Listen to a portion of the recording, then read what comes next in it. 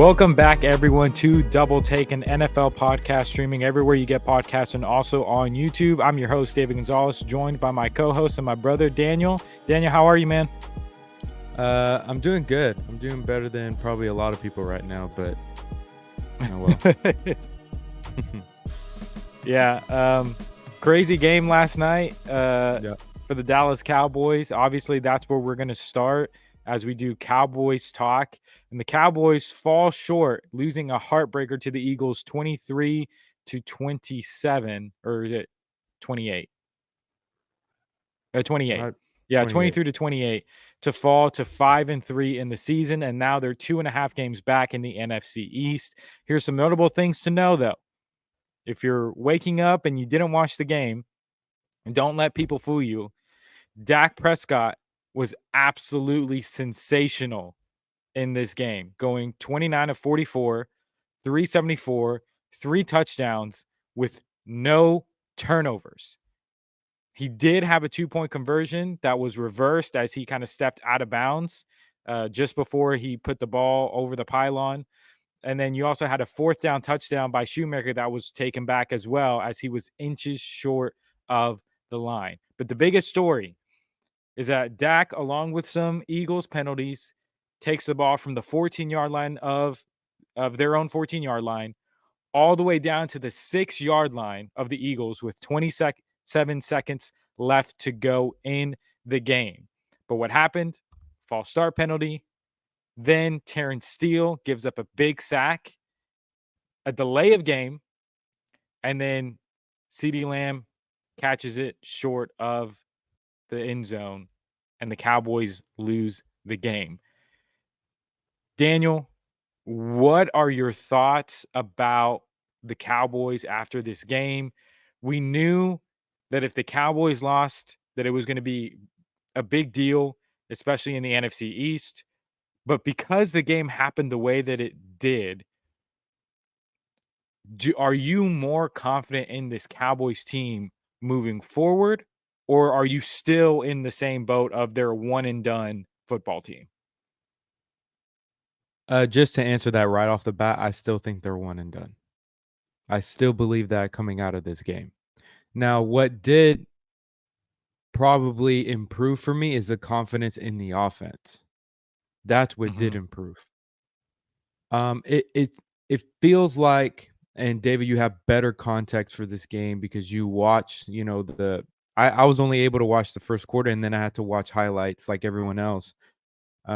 Because a lot of people who probably are making dumb analysis takes didn't watch the game, right? Like they're probably those people that just watch the highlights or just went on Twitter and are spewing what other people are spewing out there, who also didn't watch the game. But it did feel like this offense is getting a better feel for, hey, what's working and what are some things we need to cut out. And I don't know how the run game went. David, you can probably speak into this. Was it any good? Wasn't super great. It wasn't bad. It had its moments, but you definitely felt like in this football game, you had to go with the hot hand, and Dak was carving them up. Yeah, and so I felt Dak to CD is starting to improve a whole lot. Like you look at the past, 2 to 3 games against the Chargers. Last week, CD went off, and then this week it felt like Dak needed to go to him, and it's starting to feel like it's an actual connection, and they're being successful at it. Also, you before the show, we talked about how Jake Ferguson had a couple drops in this game. Yeah. But in that same breath, really played really well, especially in the beginning of the game. He was going to him really quickly. And then that touchdown was just, it came at a right time. Like it was like, okay, we're here, we're ready to play. And so I think the offense is starting to figure things out. And you, me, and Steven, we've been talking about it. Tony Pollard doesn't look the same. Like there's some stretches within the games that he makes some plays. But in just terms of like, how does he look? Our eye test is telling us, hey, he doesn't look the same as he did last year. He's not as explosive as he was last year. And so for me, that's still a concern. But for me, it didn't move the needle on what I think this team could be. It just makes me feel like, hey, we can probably actually compete now. Rather than when what I was feeling was like, hey, we'll do great against bad teams, but when we play good teams, we'll have some good moments here and there, but for the most part, we know what's going to happen. And so it is the NFL, and so if we get in the playoffs, it gives me a better confidence of like, hey, maybe they can surprise me. But for me, it didn't really do anything in terms of like, oh yeah, they're more than one and done. Yeah, I mean, I do think that I think that they definitely can make it to the divisional round. The issue is that we're probably gonna have to play the 49ers again. And as much confidence as I have, here's the thing. On any given Sunday, Dak can beat any team except for the 49ers. For whatever reason, whether that's because of coaching, whether that's because people just don't show up to play, you know, it could be for whatever reason. Dak hasn't shown that he can beat San Francisco, at least these San Francisco teams. Earlier in his career, he did beat San Francisco, but you have like a prime rookie Ezekiel Elliott, you have a Amari Cooper, those kinds of things, and but Dak can't beat the 49ers. At least that's the narrative that we can't shake. However, can Dak beat the Philadelphia Eagles in the playoffs? Absolutely. Absolutely he can. Um, and I think just with this offense, Mike McCarthy has obviously let Dak finally have full control of the offense to where he's allowing him to change the play at the line. And we've been seeing it for the last 3 weeks, really the last 2 weeks, because I think last week was the first week to where he really let him um, do everything to control the offense. This week and last week, they've been phenomenal. He's been phenomenal. And I'm going to say this. This is probably just a precursor to Wednesday's episode. I think Dak Prescott right now, he's a top 5 quarterback. The way that he's playing, the way that he's been performing as of late, I mean, he's a top 5 quarterback. And really, you can only say that the San Francisco game was his one bad game this year. But it was a bad game offensively, defensively, coaching wise.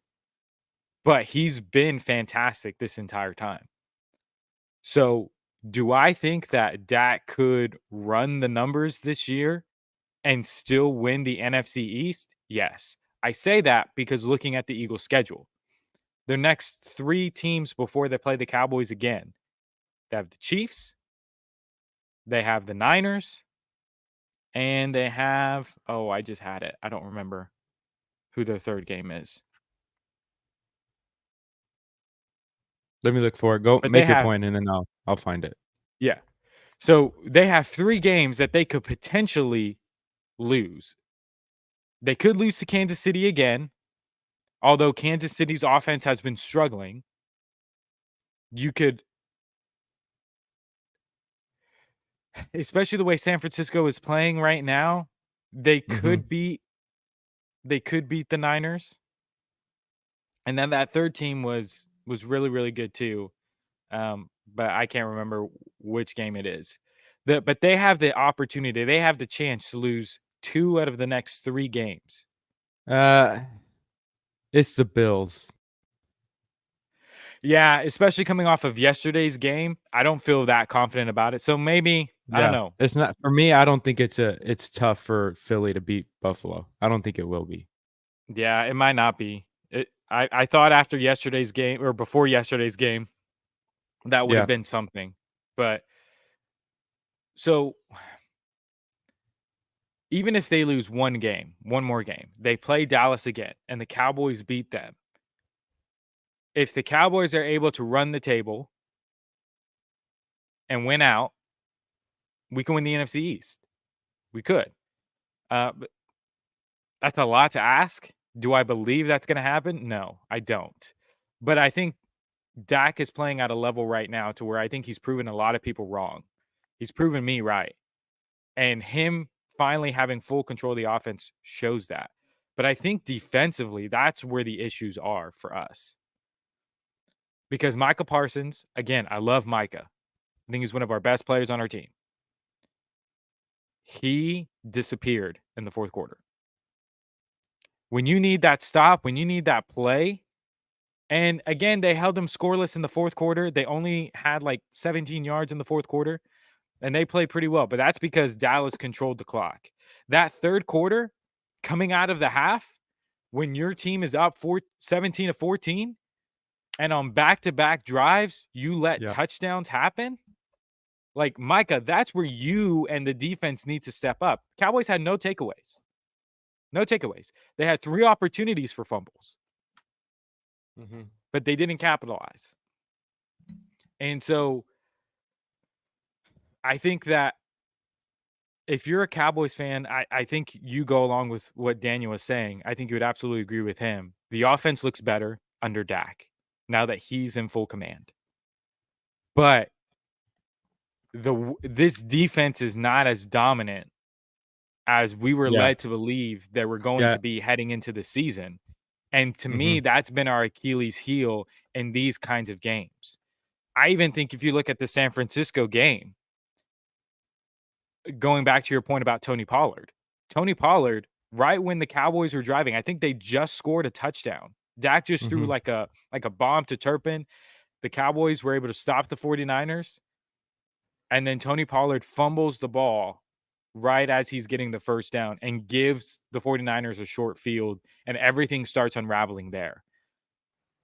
But I think there's hope. I think we have hope.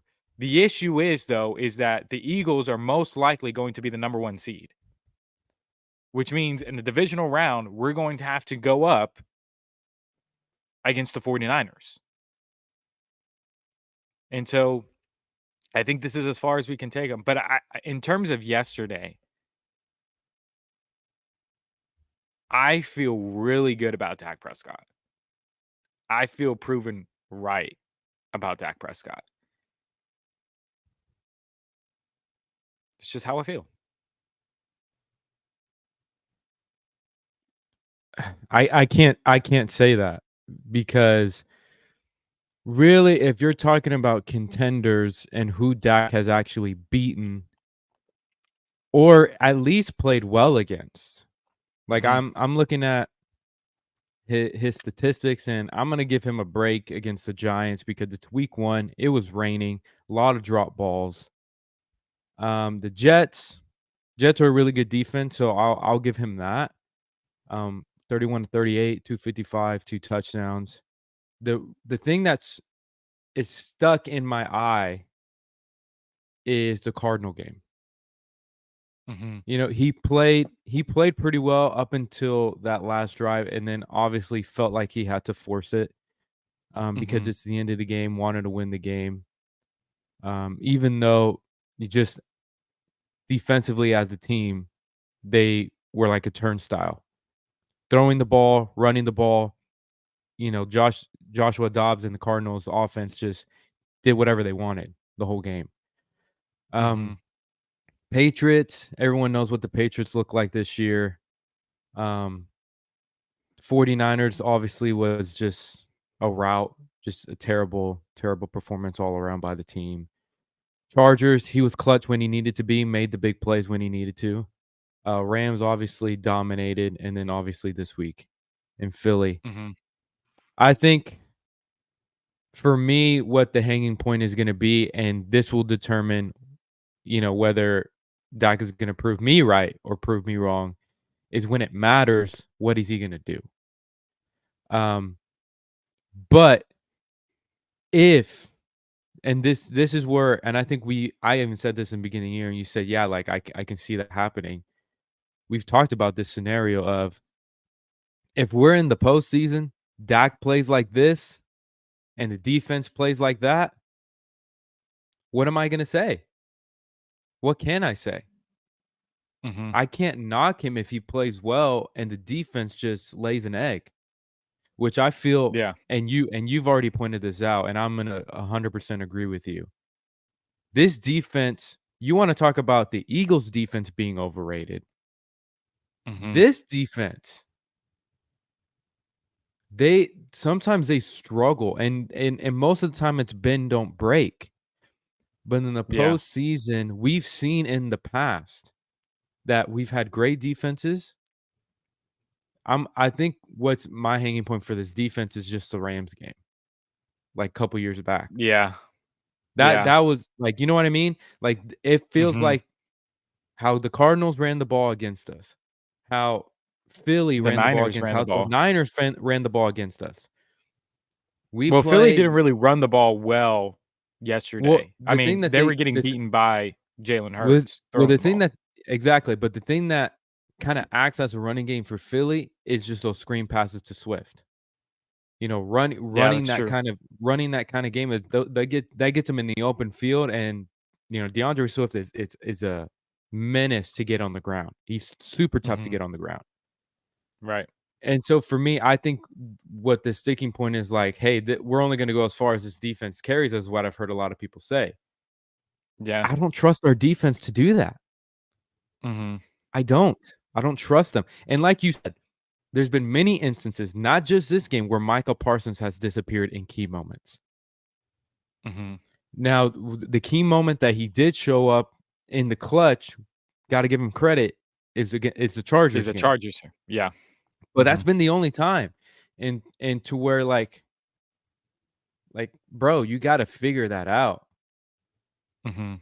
But at the same time, it can't just be Michael all the time, because how is that a great defense if one guy needs to be the guy to step up? Mhm. Now, if he's gonna be the self-proclaimed, "Oh, he's the next Lawrence Taylor," then fine. But if this defense was supposed to be historic and a top 5 defense, it's gotta be more than one player. And I feel like collectively, the defense is not when it matters most, I don't know if I can trust them to make the plays at the end of the day to help us win games, especially if Dak is playing really well and they're facing an offense like the Eagles, because I feel like the Eagles are starting to put it together as well offensively. They're starting to rely on that A.J. Brown, Jalen Hurts connection, and it was kinda genius, not genius, but I feel like a lot of people have been saying that. What Greg Olsen said was that how Philly is basically running their offense is, we wanna get it to at least either 3rd or 4th and 1, Mhm. and they literally will treat it 3rd down like a 2nd down and 4th down like a 3rd down, Mhm. because that touch push is, or that brotherly shove is what they're gonna go to every single time, and we saw that throughout Right. the game. They got in Mhm. short situations, ran the most unstoppable play I've ever seen, Mhm. and that's what helped them, and I think that's probably what they're gonna use, uh, to win these games, and so but yeah, man, like, Yeah, what do you say? What do you do? I I think that 3rd quarter was very telling of the kinda defense that we have, of just there are some games and some moments to where they disappear. They don't show up. Um, Now give the Cowboys credit in terms of AJ Brown, 7 catches for 66 yards and a score. I mean, ended his streak of 125 plus receiving yards. So, I mean, in some moments they did good, but it's in the plays that you need to make. It's when it Like, matters. there was a couple of times to where Jalen Hurts was in a 3rd and 8, 3rd and 9, and he Mhm. found Yeah. soft coverage and Mhm. made the throws and made the plays that he needed to continue the drive. And those are the moments to where I think you do miss Trayvon Diggs. You do miss him Yeah, because because say what you wanna say about Trayvon Diggs, but up until he got hurt, he was playing like a shutdown corner, yeah, not like the ball hawking, he "Hey, wasn't let's try necessarily getting him." picks. Yeah. No, but it's because they weren't throwing in his direction. anymore. Mm-hmm. Yeah, he was shutting down an entire and that changed half of the field. drastically over, last year when he had 11 picks because they were actually trying to try him Mm-hmm. and see if they can get him. But this year, in the limited time that he played, they weren't even throwing his direction. And so I agree, like they do miss Trayvon Diggs. And because I think in that touchdown that was thrown to AJ Brown, if Trayvon's there, I don't think that play happens. And so you find moments in these games to where you're just like, well, Trayvon Diggs shouldn't be a huge loss. But it's in those moments, in those 3rd and 8, 3rd and 9, I'm going to the end zone plays to where you do miss him. You do. Mm-hmm. And so I will say I will give Dak a pass for most of this year because of how he's played the last 2 years now that he's had full control of the offense. Like, they were playing complementary football, and that's why he wasn't playing this way. It's because he was being handicapped by Mike McCarthy. Now, the last 2 years, he's actually been given the full offense and says, you go, you take off. They're actually pushing the ball downfield. He's now giving the ball to CeeDee Lamb. I'm saying that with this Dak Prescott and the last 2 games, if we would have had this Dak Prescott, I think this entire season, if we do lose to Arizona, it's because of the defense. If we lose to San Francisco, I think it's because of the defense. Like, it's the fact that it took so long for Mike McCarthy to do what he said he was going to do at the beginning of the year. And I think with this Dak Prescott, you have an offense now that has a top 5 quarterback right now in the NFL. But I agree with you. The biggest question mark on this football team, other than coaching, because I think Mike McCarthy, at the end of the game, when you're at the 6-yard line or in the 4th and 8, when Dak is throwing to Tolbert, why aren't there plays being called specifically to get the ball to CeeDee Lamb? Like, why isn't CeeDee Lamb running that hitch? Why isn't CeeDee Lamb running that post? Because the 2 times that Dak went to Jalen Tolbert, one on 4th and 8, and then the other time it was 1st down and 10 at the 1st down and goal at the 6, and you just throw it over the top. Jalen Tolbert's got 2 guys on him. Like, those are the plays to me that don't make sense. And it has to go to coaching. It has to go with who's calling the plays, because Dak can check out of another play. But if CD's on this side of the field and the spotlight player is on this side of the field, you can't completely change the play and now move CD over and move the other guy over there, because then the Eagles will know what you're doing. I'm not going to pretend to know the intricacies of playing quarterback. But at some level, I got to be like, well, why would you throw to a guy who has 2 guys on him? Because the play's called for him. That's what I'm saying. I'm thinking these plays are called for a Jalen Tolbert. Like, let's use CD as a decoy player and get somebody else the football. That's what I think is happening. For me, if it were me, yeah, the play may be called for Jalen Tolbert, but I'm also going to have a check down if I don't have it. Like, there's got to be something like that for those plays. No, and that's the thing. I don't think that there is. I don't think so. I think the way that Mike McCarthy is calling games at the end of it is costing our offense. I really do. And then when you look at the defensive side of the ball and what we've talked about, I think Mike McCarthy and his play calling at the end of games, and our defense not being able to come up with turnovers that we're supposed to be league leaders in the biggest moments, we don't show up. I don't know about the Mike McCarthy point, but defense for sure. Yeah. Are you really going to sit here and tell me that Mike McCarthy is not a concern for you? He is, but here's the thing. And what does he do? What does he do? Who, he Dak? calls plays. No, Mike McCarthy. I understand that, but to put the whole blame on him for a play where Dak is actually throwing the ball. But you're throwing the ball to where it's supposed to go. My It's thing like is saying, that hey, for every play, Mike McCarthy is telling Dak where to go with the football, and he does not have a check down. For me, that's ridiculous. That, hey, you have to throw it to this guy. There's no other routes other than that one on the play. Daniel, I'm telling you as somebody who actually watched the game and watched the play I watched develop. the play.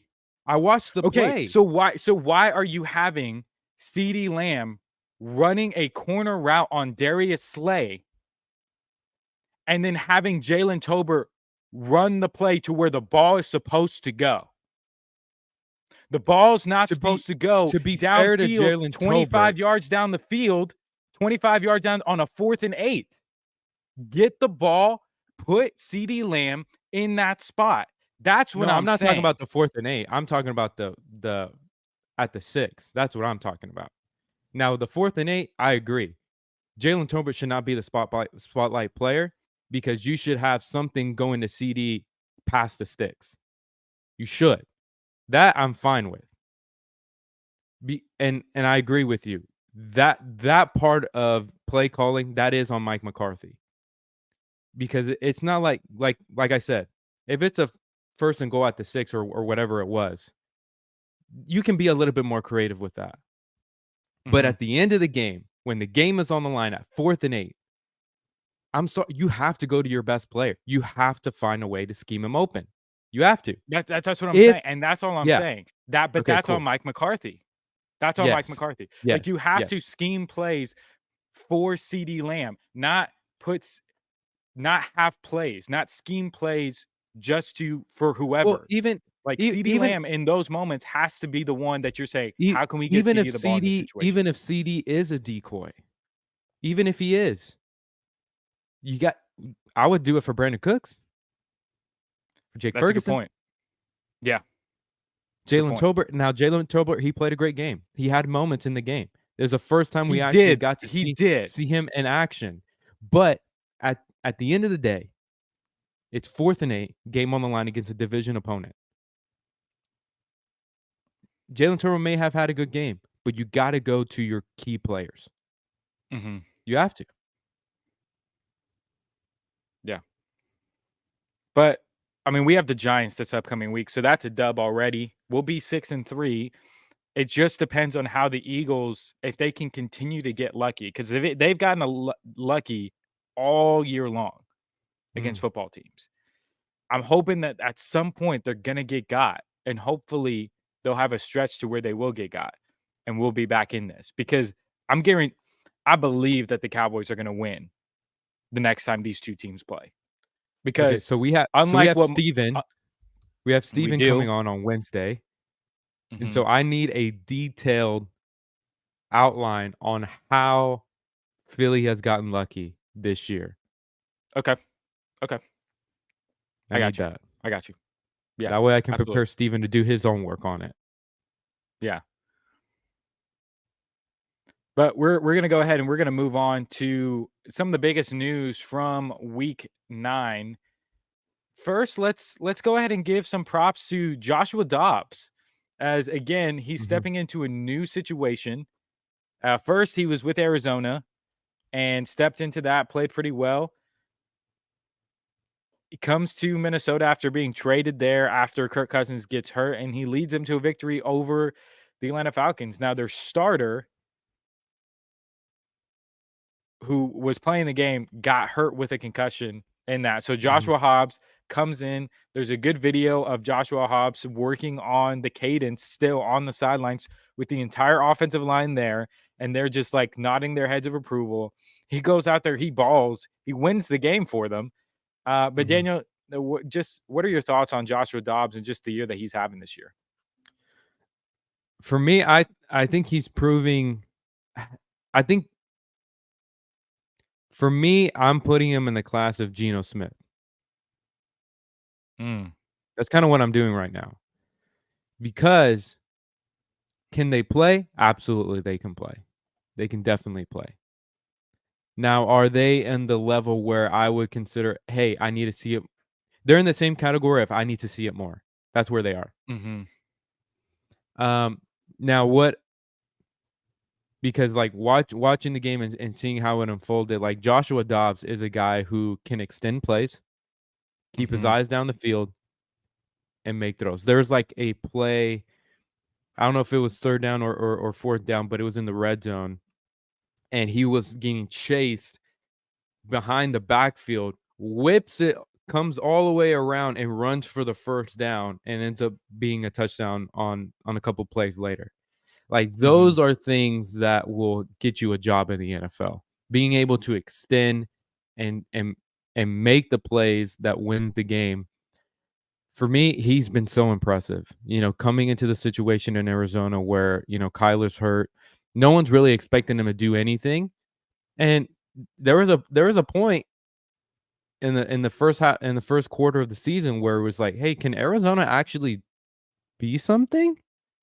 And obviously, like we were proven wrong. They completely fell apart after that. But Joshua Dobbs was playing very, very well in the team with a team that was not expected to be any good.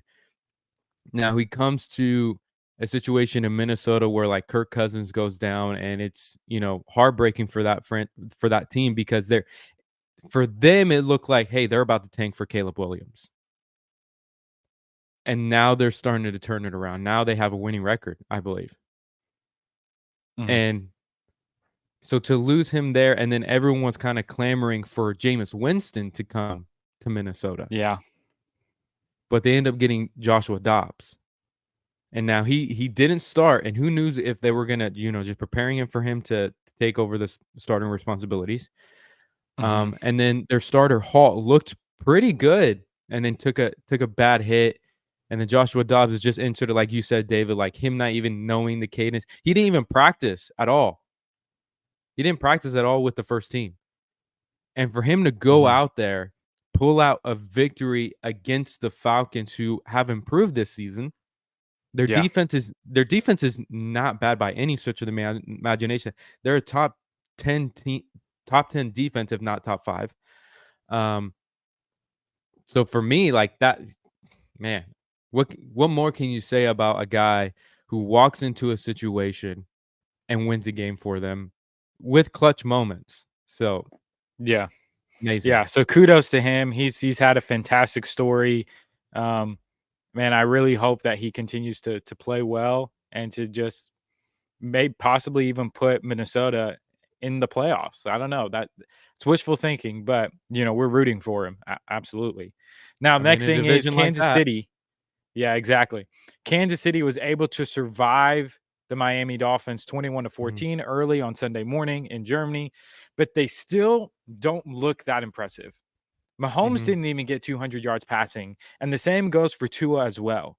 So you're having two teams who a lot of people, and I was included in this, especially early in the season, I was saying Miami was the best team in the AFC. You have Kansas City, who people are saying, the best team in the AFC because there are the reigning Super Bowl champions and AFC champions. So you have two teams who people believe are top of the AFC. Daniel, what are your takeaways for Miami and also for Kansas City? For me, I'll start with Miami. It's starting to feel like teams are starting to figure out how to stop that offense. Towards the end of the game, Mostert was starting to get going, as they were trying to ramp up the offense, and so he looked pretty good towards the end of the game. But in terms of like the flow of the game, it was very difficult for them to get anything on offense. 21-0 in the first half was pretty much the difference in the ball game. The Tyreek catch and fumble return by Cook all the way to the end zone at the end of the half was at a turning point, and that probably helped them win the game just with that turnover. But yeah, it just looks like they're starting to be figured out by good defenses, because I think, David, you have been saying this. He's like, the defense has actually stepped up for Kansas City and is a big reason on why they've been able to suppress the mediocrity of the Chiefs offense this year. Right. Like, defense has played well. We talked about this. And so I think they're getting to a point to where if you're a good defense, you can have some success against this Miami team defensively. And for me, getting to Kansas City now, again, what will always be in the tool belt of the Kansas City Chiefs is Travis Kelce and Patrick Mahomes. But looking at the rise of Cincinnati doesn't place any confidence for me in Kansas City. Because if you're needing to get into a shootout with Joe Burrow, I don't think they can do it. And for me, that's crazy to think. Because you would think that Kansas City can, keep up with anyone. And for me, it's been difficult for them to score a lot of points. And the time that they have, it has been against bad defenses, like the Chargers. Yeah. And so, and I didn't think Miami was a good defense. But you look at the stats, the leading receiver for Kansas City was Noah Gray. Yeah. And he didn't have more than 3 catches. Yeah. So you had Noah Gray for 3 for 34, Sky Moore 2 for 33, Jerick McKinnon 2 for 22, Valdez Scantling 2 for 22, Kadarius Toney 1 for 18, Travis Kelce 3 for 14. Yeah. McCole Harmon 3 for 10. Like, these are not even high percentage throws. Like, they're not even down the field. Yeah. Now you look at the stat line, like Patrick Mahomes 20 for 30, 185, 2 touchdowns. Not bad. But is that going to be Joe Burrow? Yeah. With the way they're rolling. So that's my concerns for Kansas City. Can their offense can play at the same level as their defense is playing? Yeah. Yeah, that's a really great point because I think this is the best defense that Patrick Mahomes has had in Kansas City his entire career. I mean, they're playing lights out, shutting teams down, giving them opportunities to win games. Because I think even in the Denver game, like, I think the defense played well the entire game. But when your offense continues to turn the ball over 5 times, like, there's going to be at some point in the game to where the floodgates open and you're not – and your defense is gas. Like, and I think that's what happened in Denver. So this defense has played so well. Again, like you said, I've been so critical of their defenses in the past 2-3 years, but they are the best part of this team because the offense is struggling so much. And I think it's because there's just no weapons and teams are like, we more times than not, we're going to trust that the Kansas City receivers are going to drop passes, and so we're going to focus on Travis Kelce. And they're taking him away. And so now we're Kansas City. You have no receivers. You have no weapons. Travis Kelce is being shut down because they know, teams know that they're the only person that they really have to account for. So now you're asking your defense now to carry you, but your offense is doing absolutely nothing. For Miami, I think that they're still probably a year, 2 years away from really contending for a Super Bowl. I think that they're especially defensively, they're missing a couple of things. Because here's the thing.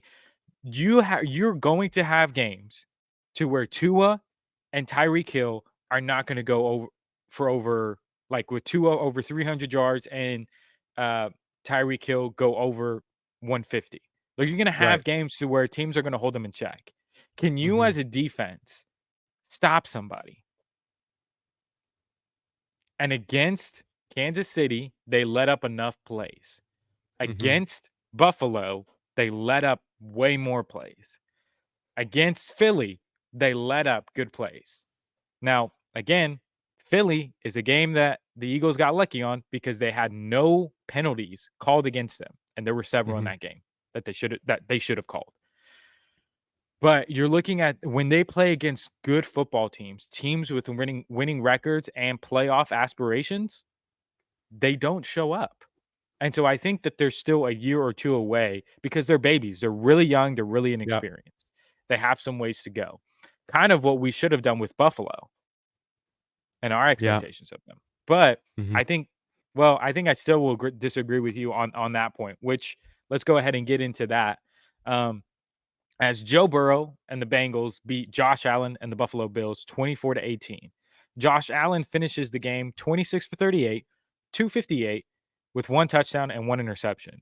Joe Burrow, though, 31 for 44, 348 with 2 touchdowns, no turnovers. Daniel, what is your takeaway from this game? For me, it's even a bigger indication that Cincinnati is starting to get healthy. Mm-hmm. And they're starting to go on that run that they start slow. And then when it really matters, they turn it on and just they don't look back. And right now, I believe that is what Cincinnati and Joe Burrow are doing. They're starting to turn it on. And honestly, if we look at what is coming up next, this is just me. I believe that the AFC Championship game will be Baltimore and Cincinnati. Based on how those two teams are playing. Now, a topic that we're probably going to disagree on is the Buffalo Bills.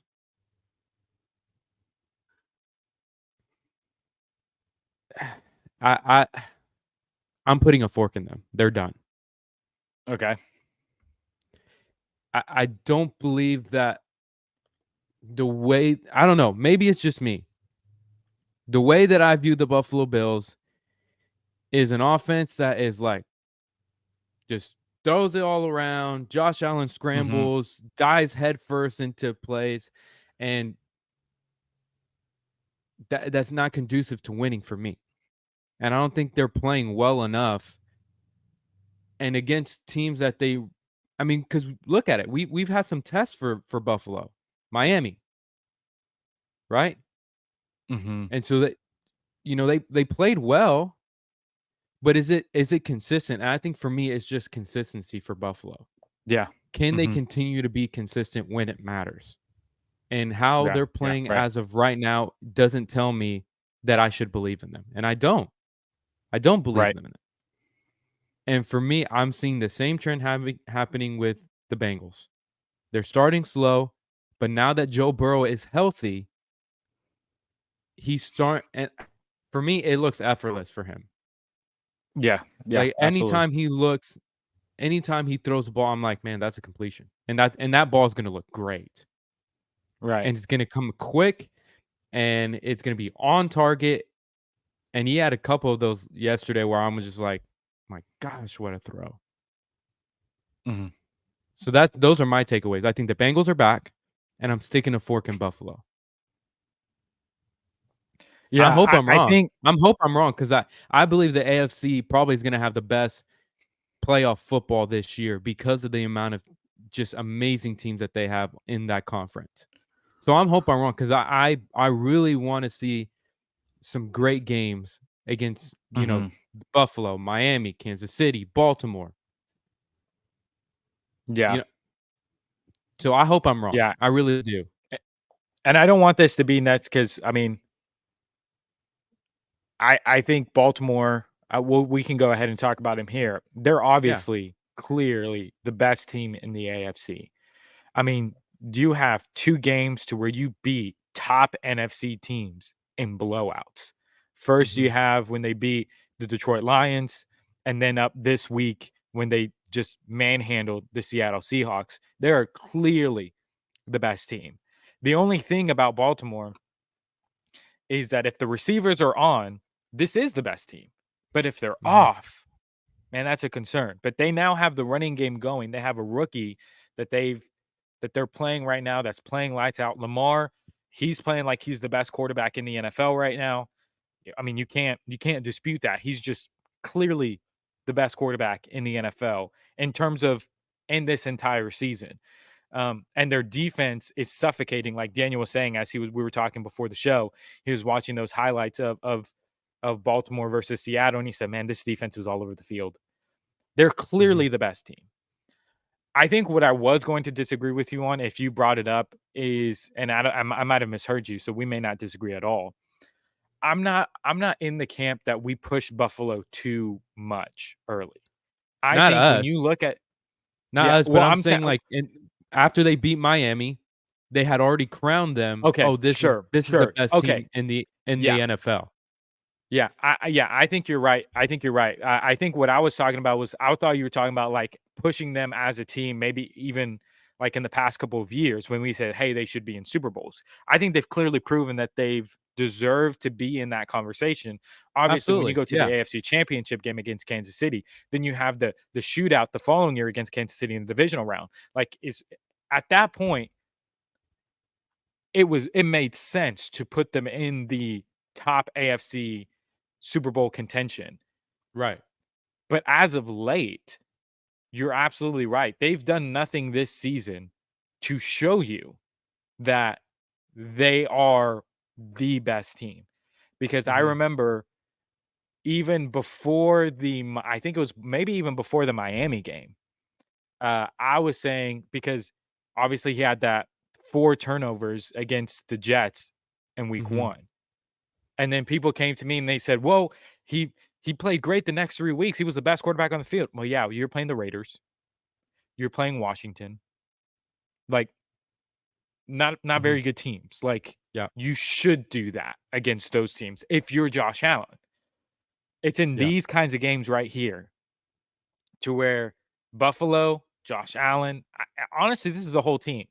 I know we want to focus on Josh Allen because he's not having a really great year in terms of turning the ball over, but like the entire team did not play well for whatever reason. They struggled, and kind of how Cincinnati was talking about Kansas City and like that this is a Burrowhead and all that kind of stuff. Kind of how I feel about Cincinnati with Buffalo right now. Like, they just own this football team, and I don't think that it gets better.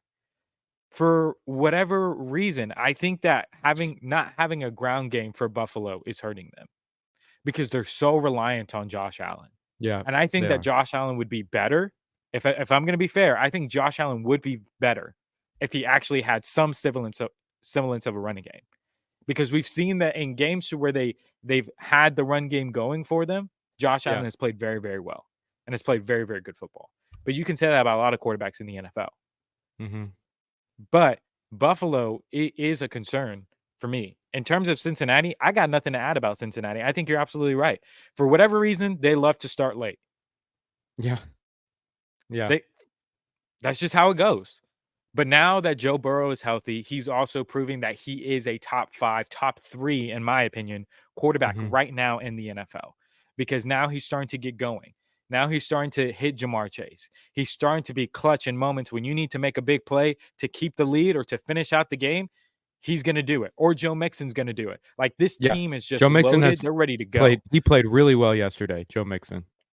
And so Cincinnati, even though I still give the nod to Baltimore because they've been dominant pretty much most of the year. They've been more consistent this year. I think Cincinnati, though, is right up there. I'd say they're probably the number 2 team. Even though if you look at the record, they're only 5-3, but that late start that we talked about. The key is that they're going to need to win these big games late in the year because they dropped 2 divisional games earlier this season.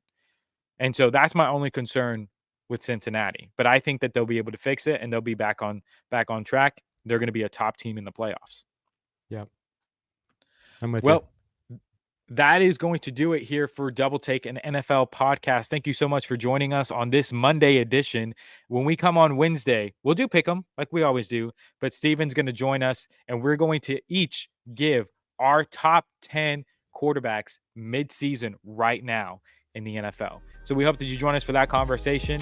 Have a great day, and we can't wait to talk with you guys later on this week. Until then, God bless.